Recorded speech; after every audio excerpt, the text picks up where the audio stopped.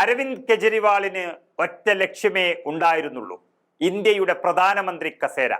ഇന്നല്ലെങ്കിൽ നാളെ നരേന്ദ്രമോദി പടിയിറങ്ങുമെന്നും അപ്പോൾ BJPക്ക് സംഭവിക്കുന്ന ക്ഷീണം പ്രതിപക്ഷത്തെ 25ലധികം വരുന്ന കക്ഷികൾ ചേർന്ന് മുതലെടുക്കുമെന്നും അവരുടെ നേതാവായി അരവിന്ദ് കെജ്രിവാൾ എന്ന താൻ പ്രധാനമന്ത്രിയാകുമെന്നും കരുതിയ അദ്ദേഹത്തിന് കുതന്ത്രങ്ങൾ കൂടിയതിൻ്റെ ഒരടിതെറ്റൽ കൂടിയാണ് ഈ തകർച്ച. അധികാരത്തിലെത്താൻ എതിരാളികളെ തന്ത്രപൂർവം ഒതുക്കി നിർത്താൻ കഴിയുന്ന നേതാവെന്ന നിലയിൽ ദില്ലി കാലങ്ങളോളം ഭരിക്കാമെന്ന അരവിന്ദ് കെജ്രിവാളിന്റെ പ്രതീക്ഷകൾക്കേറ്റ കനത്ത തിരിച്ചടിയാണ് ദില്ലി തെരഞ്ഞെടുപ്പിന്റെ ഫലം. അഴിമതിയെ പടിയടച്ച് പിണ്ണം വെക്കാൻ വന്നവന് അഴിമതി ആരോപണക്കുരുക്കിൽ നിന്ന് കരകയറാൻ കഴിയാതെ പോയതും അവസാന ഘട്ടത്തിൽ പാർട്ടിയിൽ നിന്ന് BJPയിലേക്കുള്ള കൊഴിഞ്ഞുപോക്കും വലിയ തിരിച്ചടിയായി മാറി. ദില്ലിയിലെ ഫലം പഞ്ചാബിലടക്കം ആപ്പിന്റെ നിലനിൽപ്പിനെ തന്നെ ബാധിക്കാൻ പോവുകയാണ്. ദില്ലിയിൽ BJP മാത്രമാവുകയും കെജ്രിവാൾ ജയിലിൽ പോവുകയും ഒക്കെ ചെയ്താൽ പഞ്ചാബിലെ AAPക്കാർ മറ്റൊരു പാർട്ടിയിലേക്ക് വഴുതി വീഴും എന്നതിൽ സംശയം വേണ്ട. ഇന്ത്യയിൽ ചുരുങ്ങിയ കാലം കൊണ്ട് വൻ വിജയം കണ്ടൊരു രാഷ്ട്രീയ സ്റ്റാർട്ടപ്പും ദേശീയ രാഷ്ട്രീയത്തിൽ പുതുമാറ്റം കൊണ്ടുവന്ന പ്രസ്ഥാനവുമായിരുന്നു AAP എന്ന് നമുക്കറിയാം. അഴിമതിക്കെതിരെ ഇന്ത്യ എന്ന മുന്നേറ്റത്തിന് 2011 ഈ രാജ്യ തലസ്ഥാനത്ത് അരവിന്ദ് കെജ്രിവാൾ തുടക്കമിടുമ്പോൾ ജനങ്ങൾക്കിടയിൽ നല്ല പ്രതിച്ഛായയുള്ള ഒട്ടേറെ പൗരാവകാശ പോരാളികൾ ഉണ്ടായിരുന്നു ആ പാർട്ടിയിൽ.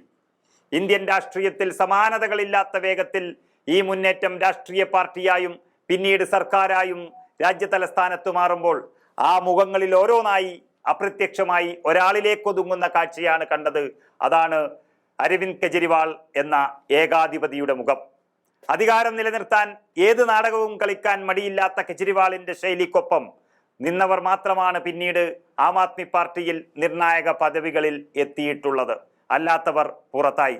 എന്നാൽ അവർ നാട് ഭരിക്കുന്നതിന് പകരം നാട് കട്ടുമുടിച്ചു. അതാണ് അവസാനം കണ്ടത്.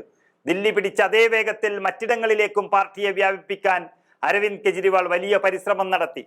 2014 നരേന്ദ്രമോദിക്കെതിരെ വാരണാസിയിൽ മത്സരിച്ച് BJPക്ക് ദേശീയ ബദലാകാൻ വേണ്ടി നോക്കി അരവിന്ദ് കെജ്രിവാൾ. ദില്ലിയാണ് തൽക്കാലം പാർട്ടിയുടെ തട്ടകമെന്ന് കെജ്രിവാൾ മനസ്സിലാക്കി. ദില്ലിയിലെ വിജയം നൽകിയ ഊർജം പഞ്ചാബിലെയും സർക്കാരിലേക്ക് നയിച്ചു. ഗോവയിലും ഗുജറാത്തിലുമൊക്കെ BJPക്കെതിരെ ദില്ലി മോഡൽ നീക്കം നടത്തി വിജയിക്കാൻ കഴിയുമോ എന്ന് നോക്കി അരവിന്ദ് കെജ്രിവാൾ.